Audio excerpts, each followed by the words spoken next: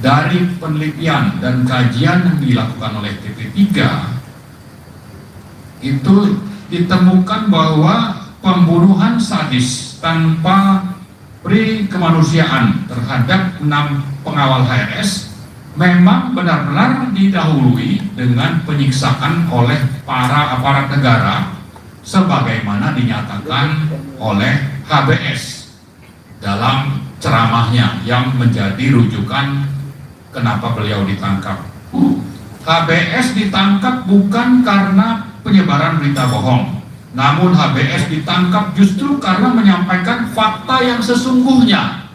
Jika penegak hukum benar-benar ingin menegakkan hukum dan keadilan, maka yang harus diusut untuk dijadikan tersangka telah menyebarkan berita bohong justru para aparat itu sendiri, yaitu Polda Metro Jaya, Pangdam Jaya, Komnas HAM, dan BIN karena menyebar berita bohong.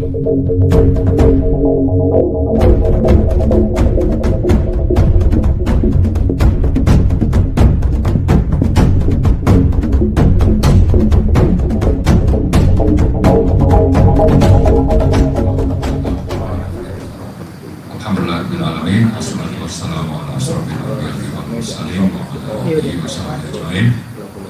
Saya akan bacakan siaran pers TP3 tertanggal 11 Januari hari ini yang berjudul tuntaskan kasus pelanggaran HAM berat pembunuhan sadis terhadap 6 pengawal RS pada kilometer 50 tol Jakarta Cikampek. Pada tanggal 3 Januari 2022, Polda Jawa Barat telah menetapkan Habib Bahar bin Smith atau HBS sebagai tersangka dengan dugaan kasus penyebaran berita bohong terkait pembunuhan 6 pengawal Habib Rizik Syihab atau HRS di kilometer 50 jalan tol Jakarta Cikampek. Dari penelitian dan kajian yang dilakukan oleh TP3 itu ditemukan bahwa pembunuhan sadis tanpa kemanusiaan terhadap 6 pengawal HRS memang benar-benar didahului dengan penyiksaan oleh para aparat negara sebagaimana dinyatakan oleh HBS dalam ceramahnya yang menjadi rujukan kenapa beliau ditangkap atas dugaan penyebaran berita bohong. Ini tanda petik ya. HBS dijerat dengan pasal 14 ayat 1 dan 2 Undang-Undang Nomor 1 Tahun 46 tentang Peraturan Hukum Pidana Junto pasal 55 KUHP dan atau pasal 15 Undang-Undang Nomor 1 Tahun 46 tentang Peraturan Hukum Pidana Junto pasal 55 KUHP dan atau pasal 28 ayat 2 pasal 45 Undang-Undang Informasi dan Transaksi Elektronik atau ITE Junto pasal 55 KUHP. Jadi ini dasar hukum penangkapan seperti yang disebarkan secara resmi oleh Polda. Sehubungan dengan penetapan HBS sebagai tersangka dan demi tegaknya hukum dan keadilan di bumi NKRI, dengan ini TP3 menyatakan sikap sebagai berikut. 1. HBS ditangkap bukan karena penyebaran berita bohong, namun HBS ditangkap justru karena menyampaikan fakta yang sesungguhnya. Dia ditangkap dan ditahan karena mengungkit kasus KM50 yang telah diupayakan sedemikian rupa untuk ditutup atau cover up dan dibungkam oleh penguasa dengan berbagai cara dan rekayasa. 2. Jika penegak hukum benar-benar ingin menegakkan hukum dan keadilan, maka yang harus diusut untuk dijadikan tersangka telah menyebarkan berita bohong justru para aparat itu sendiri, yaitu Polda Metro Jaya, Pangdam Jaya, Komnas HAM, dan BIN. Ya, saya ulangi, yaitu Polda Metro Jaya, Pangdam Jaya, Komnas HAM, dan BIN. Mereka lah yang pantas untuk dijerat sesuai dengan pasal yang disematkan kepada HBS karena menyebar berita bohong. Dua, jika penegak hukum benar-benar ingin menegakkan hukum dengan keadilan, maka saya lanjutkan, mohon maaf. Terkait dengan butir 2 ini, ada 3 hal terkait. Yang pertama, A, Polda Metro Jaya dan Pangdam Jaya, karena dalam konferensi pers pada tanggal 7 Desember tahun 2020, secara bersama-sama mengabarkan kepada publik bahwa ke-6 pengawal RS telah dibunuh karena melakukan penyerangan dan perlawanan kepada petugas Polda Metro Jaya yang sedang bertugas. TP3 telah melakukan wawancara terhadap 6 pengawal RS yang selamat dari upaya pembunuhan di kilometer 50 dari kejaran aparat.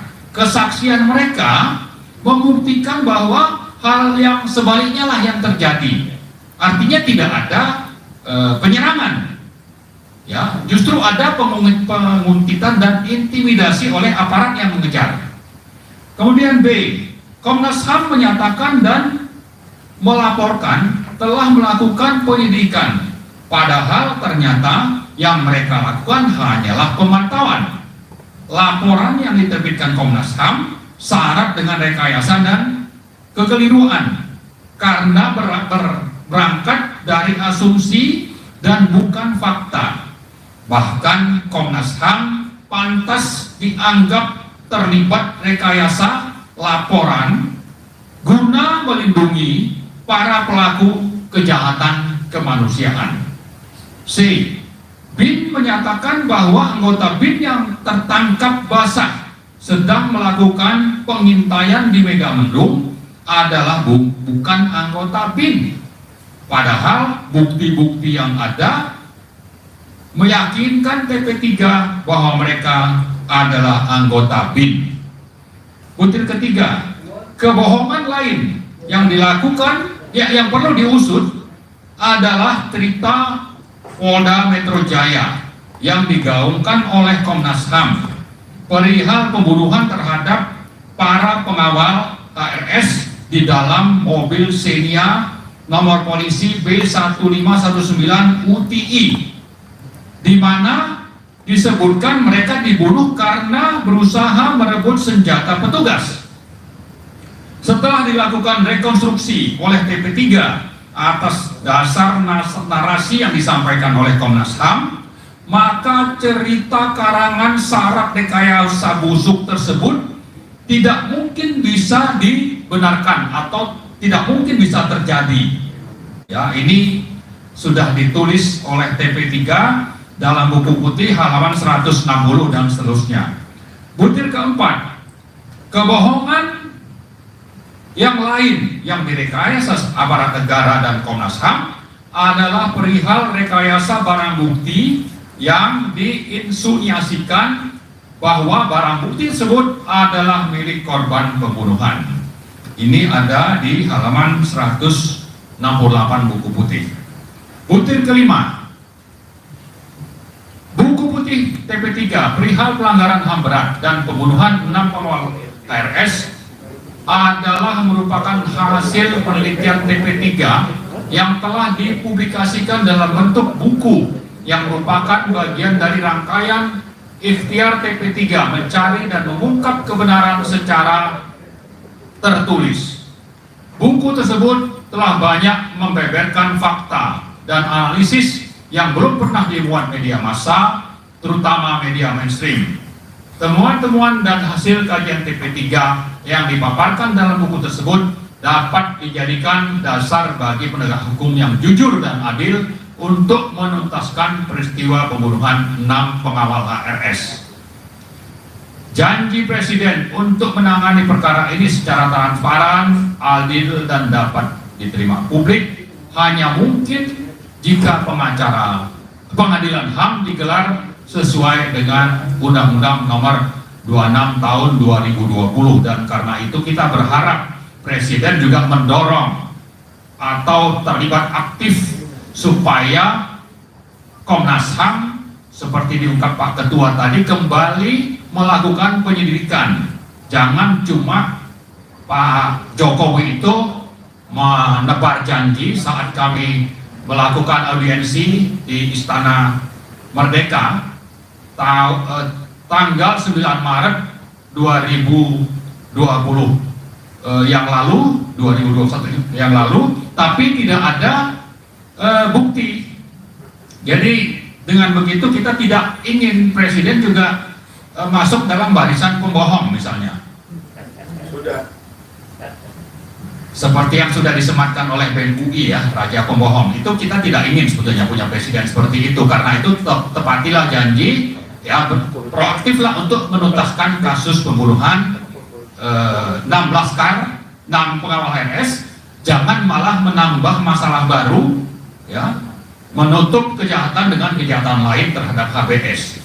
Terlepas dari berbagai upaya rekayasa penguasa untuk menutupi kasus pembunuhan sadis di kilometer 50, TP3 akan terus berjuang untuk memberikan pemahaman dan kesadaran kepada publik dan instansi yang kompeten baik dalam dan luar negeri bahwa apa yang dilakukan oleh aparat negara terhadap 6 pengawal HRS adalah benar-benar suatu pelanggaran HAM berat, crimes against humanity.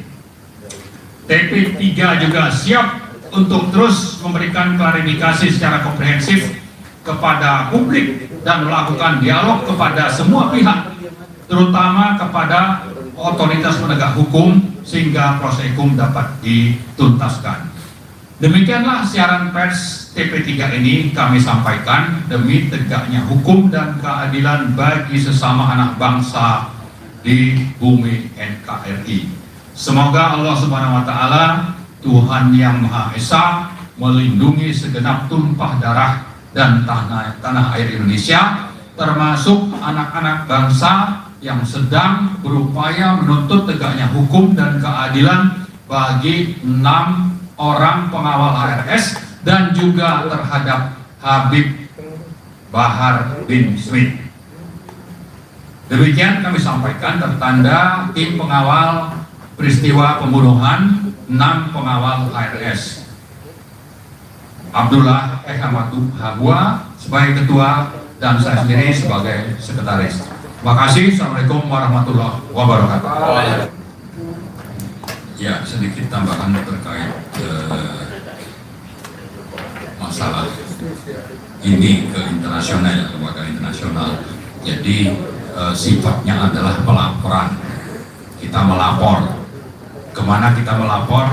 Rencananya ada 5 lembaga, yaitu tadi sudah disebut juga oleh Pak Rizal, Human Rights Council, UN Human Rights Committee, yang kedua, yang ketiga UN Committee Against Torture, kemudian yang keempat Amnesty International, kemudian yang kelima Human Rights Watch.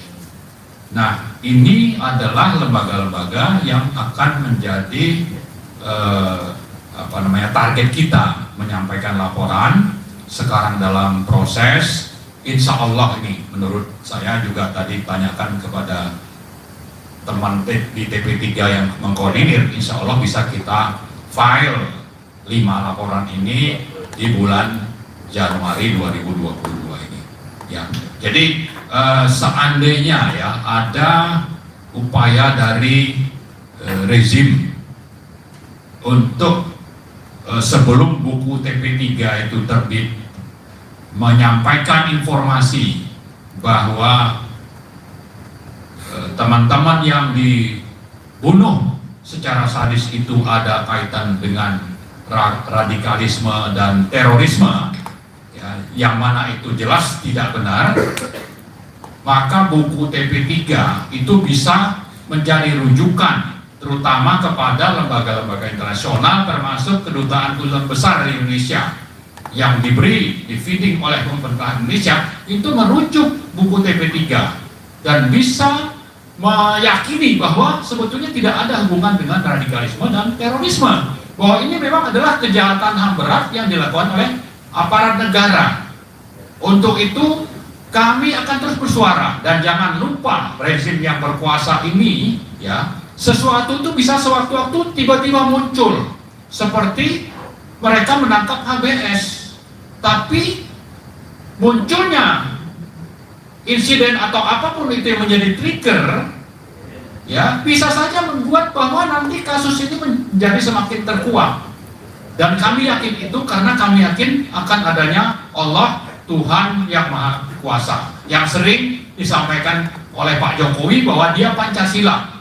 Ya, dia saya Pancasila, saya NKRI. Jangan lupa Pak Jokowi bahwa di Pancasila itu ada keyakinan terhadap Tuhan yang Maha Esa, dan kami yakin bahwa Tuhan yang Maha Esa itu nanti akan menurunkan pertolongan sehingga yang ditangkap itu keluarganya dan siapapun itu akan mendapatkan keadilan. Itu tambahannya. Terima kasih.